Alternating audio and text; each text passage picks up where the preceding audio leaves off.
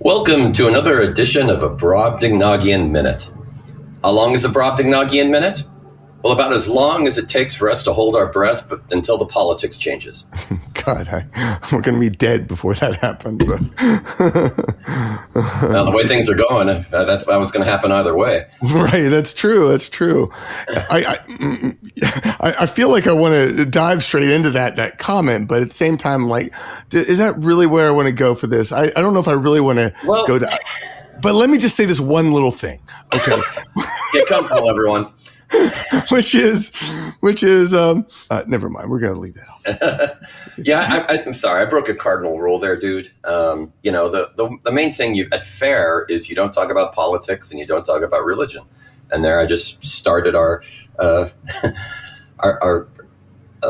podcast off with talking about politics. So well, yeah, and this is true. But of course, this isn't fair, so we can talk about whatever we want. We can, and we have. We have talked about some stuff. At the same time, it's like it's been overwhelming my life so much. I don't know about you, but it's just consuming me. This whole year thus far has been consumed with politics, which just sucks. It's so funny that so many people don't want to hear about politics, and yet, if Trump wasn't president, we wouldn't talk about politics. So, I mean, the world would go back to a normal state of affairs. I feel like, I don't know, maybe I'm wrong. It's one of those things where this is a turbulent time. Yeah. And I think back to, 2016, when everybody was freaking out about the election, and my comment at the time, which hasn't changed, is this is the beginning of the end for the Republican Party, at least for any ounce of respect they'll have. And I think they're going to fall. It may take a while, and it's going to be turbulent. It's going to be messed up, but it's not going to be boring. Here is hoping. Well, let's get on some brighter, more fun things to talk about, which is we have a new CD. We do. And or actually, not just new. It's actually been out for a year, but no. It was available to special people. Yes, this is true. It's been available to the special few, but now it is officially available everywhere. It's officially available on streaming. It's officially available. So I'm really excited to have the album finally released. I've had a lot of people asking for songs over the past year saying, is this, I really want to hear this song. Actually, a couple of years, like songs like Mushrooms. They're like, is that on a CD? I want that song. Well, yes, it is. But if you aren't at a show. That is really one of the toughest things about music, because you have this new song and you just wrote it. And you're like, oh, this is so great. Okay, I'm going to play it at the show. And then you play it and it goes over really well and you feel so validated. And then everybody says, where can I get that? And you're like, oh, son of a bitch. Right. Oh, damn it. Oh, jeez. And you just saw that, now I know it. Well, I know what I'm doing for the next 2 months. Okay. Right. God help y'all out and give you something to listen to. It's like, can I just enjoy this for a moment? Really? Right. I mean, come on. Now I got to go back to work and get it all done. Because you don't want to just write a song and immediately record it before anybody hears it. You want to try it out. You want to see if the audience responds, see how it plays live. I mean, that wasn't always the case with me. Personally, I've always, it hasn't been wanting, I didn't necessarily want to do that. I wanted to just record songs and release them, and which I did for a long period of time. However, I definitely am now in the point where it's like, I want to think about, is this song a good fit for the album? Right. And because there are, even on Another Fair to Remember, our new album, it doesn't necessarily have a whole bunch of songs that we play in general. Like the song we're going to talk about today. It's not one of the songs that we play a lot or at all. I don't know about you if you play this at your solo shows. I know I don't.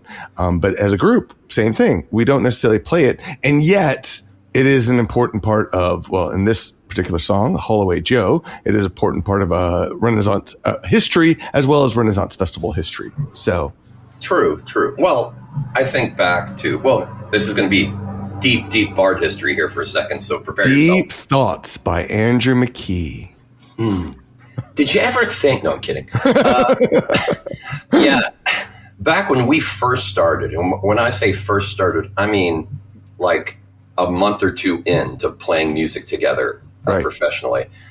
We got together and we played essentially a show for some of our friends. Oh yeah, we did, house. didn't we? Yeah, you remember that? Yep, I do.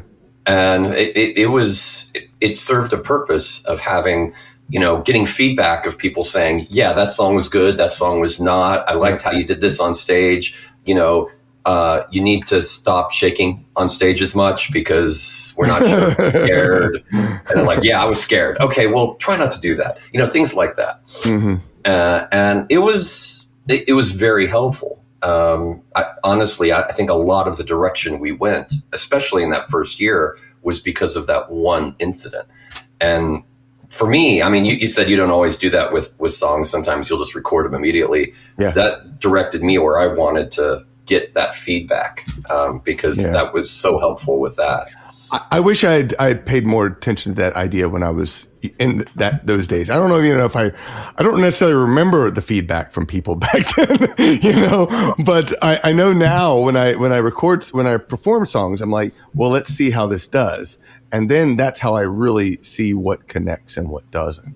And that makes me decide whether I want to do something with it. Like this is a February album writing month, and I am committed to writing an album, not necessarily the FAWM way. My idea is trying to finish my next album in the next month, and that's recording, writing as well. But I'm not necessarily. I am, when I play the songs, I am trying to think about how they will connect. Where's the great chorus that are going to connect with people? Is this a song that's going to live on a CD, or is this a song that's going to live live? Because those are the ones that are, in my opinion, some of the best. Yeah. And then sometimes, I mean, to be honest, you get a song that you just, I'm probably never going to record this. I'll just play it live occasionally. And you get those. I mean, even as the Brobdingnagian Bards, we had some of those that we never recorded. True enough. Yeah, we did. And not all of it was for copyright reasons. Right. But some of them just didn't even connect. I think of like, I don't know if a song we didn't record. We played it like once or twice, Ballad of the Sea. Oh, yeah. Yeah, yes, it's a song. I started it. I had you come in and help, and we came up with this nice little story and everything. I don't even know how it goes anymore, but I think we played it just a couple times, and I don't think it connected.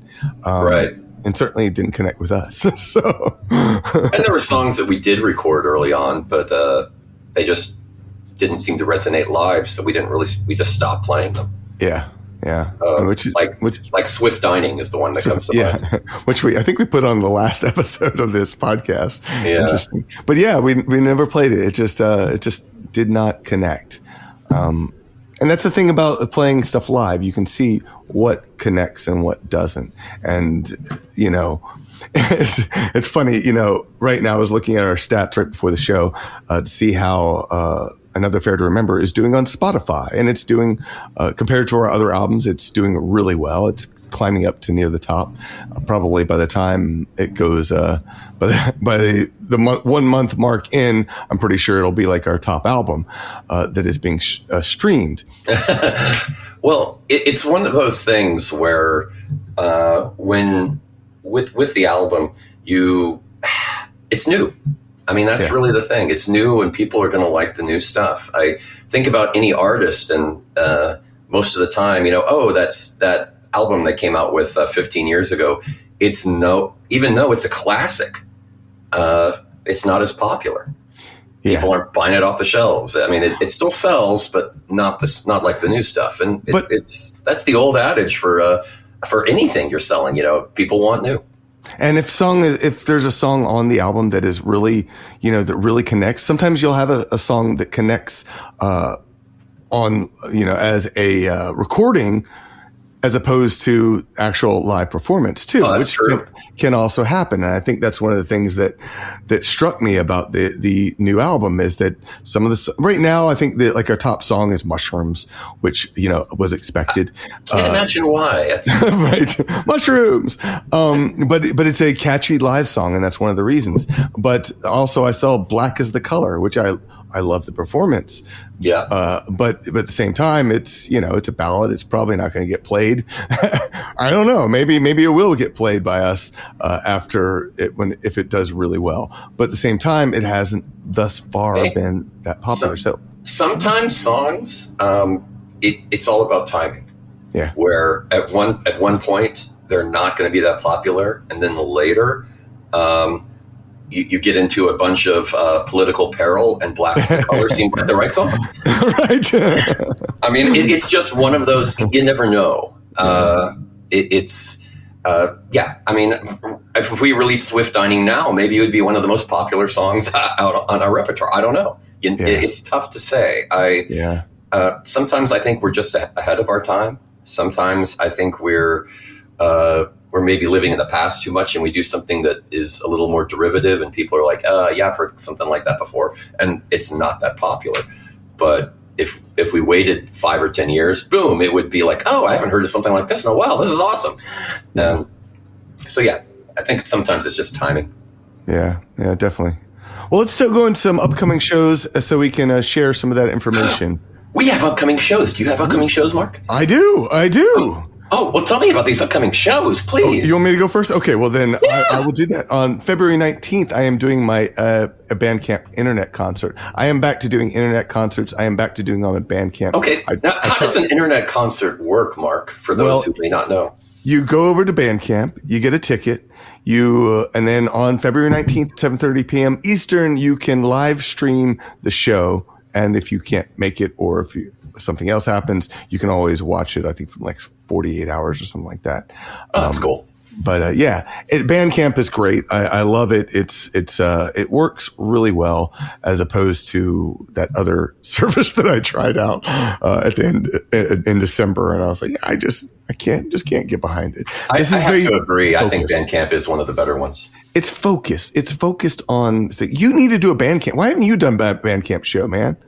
I have, but it's been a while. I need to do another one. Yeah. Yeah. Well, I really like it. I'm trying to do them monthly. The big thing is trying to come up with some sort of theme. The last one just went great. It was just fantastic. I thought I was very pleased with it. But February 28th, I'll be back in Huntsville, Alabama for Maggie McGinnis Pub, which isn't really a pub. It's a house concert in a Guinness, in a Irish pub themed basement. So, but it is fantastic. I've been doing it for probably 15 years now. No, wait. So somebody decorated their basement like a Guinness pub. Well, an Irish pub, not necessarily an Irish pub. Yeah. Okay, so an Irish pub, and they do house concerts there. And they do some house concerts. Yes, yeah. Great idea. They don't do many. They used to do a lot more. They used to run the North Alabama Irish Society. Okay. But nowadays they just do a few events there. Keep their hand in, kind of thing. Yeah, and since I've been doing it for so long, we still had it, but it's been a lot of fun. I love going there. The audience size always varies. Some years it is packed. Some years not so much, but it's always a great time. And nice. The Bollingers who host it are just amazing people. So I'm really looking forward to that. March 8th is my Irish and Celtic Music PodFest and Arts Market. It's at the Lost Druid Brewery in Avondale Estates, Georgia. It features Kinnfolk, and the Muckers are coming out to perform as well as I'm going to be performing as well as May Will Bloom, which is, again, the band I have with my daughter, Inara. So I'm really excited about that.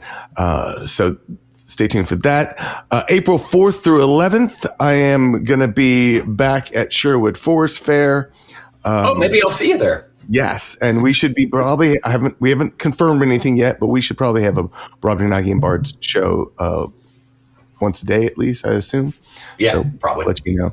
April 17th through 19th is JordanCon here in Atlanta, or in the Atlanta area. And then now JordanCon is about Robert Jordan, or it is Robert Jordan, or the Wheel of Time series in particular.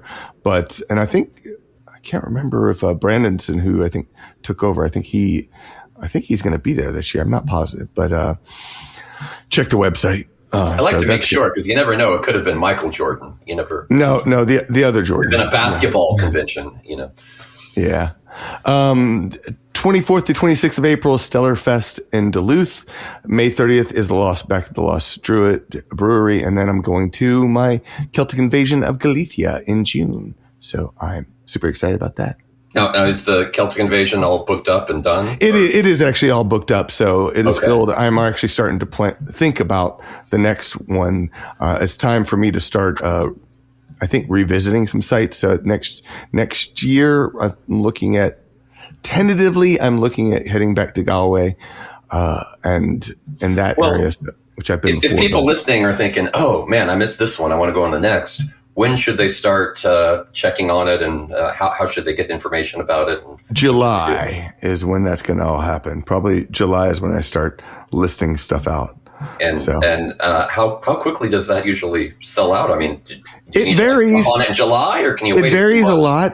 This one should fill out really quick because it's a small group. So I usually cap at about 9 people. Oh wow! Okay. Well, take it 7 guests. There are 9 of us in all, but usually, so it caps out really fast. Frequently. And when you're going to someplace like Ireland, then yes, it's definitely going to cap out quick. Really? Ireland's popular? Who knew? Yeah, I know. Go fig. For my community, yes, it is. Galicia in Spain, I was surprised that I had people at all. So I knew I'd have a couple, but I'm still looking forward to it, because Galicia is, for those who don't know, one of the 7 Celtic nations, basically where the Celts settled after they started invading throughout Europe and such, and then Julius Caesar came along and slaughtered them all. He didn't want to go up into the mountains and fight Celts. Wow, that doesn't sound like Caesar. He's not really known for violence, right? No, oh yeah.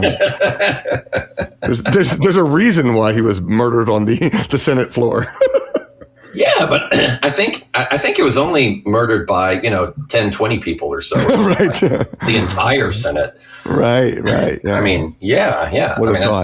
That's a light Senate murder, really. Right. Exactly. All right. What about you, man? Yeah. Well, my list is so much easier. I went with the block booking approach. Man, and so, I am jealous because of that. It makes it easier, right? I'm doing all the weekends at Sherwood. So eight weekends from February 28th to April 19th. And then after that, I get a few weeks off, and then I'm up to New Jersey for the 4 weekends of the New Jersey Renaissance Festival. And I'll actually be going to New Jersey a week early because I'm booked for a wedding up there. But oh, cool. So are you going to be trying to book some shows outside of the fairs? Since you've done the easy part. In New Jersey, I'm probably going to get at least 1 or 2 other shows during the weeks up there. But I need to jump on that. For Sherwood, maybe. I need to start locking down. I need to start locking down St. Patrick's Day, because there are usually some places around there that are interested, usually in Bastrop or something. So I might make that happen. Yeah, good. It's been weird. So I've had a little bit of interest from some booking agents locally, but of course they're all interested in specifically St. Patrick's Day time of year. That's about the only time they'll book, or at least what I'm doing. It's fascinating that how these things are working. I feel like, I don't know about where you are or if you've messed with any booking agents, but it feels like it's different than it used to be when back in the early aughts of the millennia, and it was, we reached out to individuals in individual venues and such, and they were fine with it. It feels like booking agents have taken a large part of the business these days. I'm not sure about this, but it's strange. It's different. It's definitely more common. Yes, you get these people that, they're the go-betweens, and people don't want to have to deal. The venues don't want to deal with people. They deal with the agents, and they just say, "Okay, who can you get us? Okay, get us that." And it is an interesting phenomenon, but I don't know. It is surprising that it's turned this way, because to me that just seems like including somebody in is an unnecessary expense. Yeah, for the venue. But I guess for them well, you and I remember venues would have somebody whose one of their jobs, sometimes they were like a manager or bartender, or they'd do something like that, but they'd also be in charge of booking. But I can't help but wonder, the problem is that it strikes me that, Live Nation has taken over a lot of the bookings. Ticketmaster and Live Nation are, one giant conglomerate. I'm curious how much they are attempting to dominate all of the industry, and if this is part of that domination that has now made ticket prices go skyrocket and such. So is it also that they're not hitting the top tier venues, but they're also in the mid tiers and even maybe some of the low tiers? You might be right. I was actually thinking it was more because of the internet, because the internet has, in trying to make things easier, quote, quote, it's made everything much harder to track down and find. It's harder to find groups that you want because there's too many options. So they just go through an agent because it's almost impossible to deal with. It's like literally trying to find a needle in a haystack. So you just go to an agent and say, "Find me that needle." Yeah. It is fascinating, these needles, and now with AI, it changes the dynamic also. Not only, I actually went once to ChatGPT to see if I could, create a tour through it. It was not great. The research was poor for the venues, but nevertheless, it changes the dynamic on how you could potentially tour, how you could potentially get into venues. AI destroys scholarship and it encourages laziness. Yeah, that's for sure. And it's only going to get worse. Yeah. I agree. As I've long said, I'm still AI positive for certain aspects of the way I do things. But there are a lot of things where, particularly like in the arts, where I feel you can't do it the way, you can't rely on that laziness for creating your art. You have to do something different. You gotta keep it human per se, I've been rewatching some Star Trek recently, and Star Trek Next Generation in particular, which raises some, I'm curious. For a second, I thought you were going to say Enterprise. Thank God. No, but it's making me think about, I want to go back and start reviewing some of the stuff about Data, Commander Data, because, as an AI, quote unquote, living creature, it changes things up. All right. Well, why don't we finish up with talking about one of the songs, new songs on the album. Okay. So Holloway Joe reminds me particularly of the Kansas City Renaissance Festival, because that was the song that we would sing on the long march around the fair during the parade. Yeah, I forgot about that. That's right. We did do that. Yeah. Yeah. Usually led by Bill Messino of 3 Pints Gone, right? Yeah. That's the song that's what really connected with me when I reason I ended up wanted to put it on this album is because of that moment. It was definitely a fair to remember. Yeah, that is true. It does have that kind of quality. The interesting thing about this one is it's kind of it's a sailing song. kind of thing. Huh. It's a kind of a sea shanty sort of song, Yes. right? Yes, it is. And it's we don't do many of those. No, but there are several on this album that are sea shanties. There are, and it's kind of surprising. I mean, I think our thinking was historically there were groups that's all they did. They did sea shanties, and that was like 98% of what their repertoire was. Yeah. And then you had all the pirate groups that would do stuff like that too. So we were just kind of like, yeah, we'll stay in our wheelhouse and do our thing. And I don't even know how conscious that decision was. It was very conscious for me because when I was looking at again, the idea of Another Fair to Remember was to do another 10 songs from fairs, from Renaissance festivals, and then our own stuff.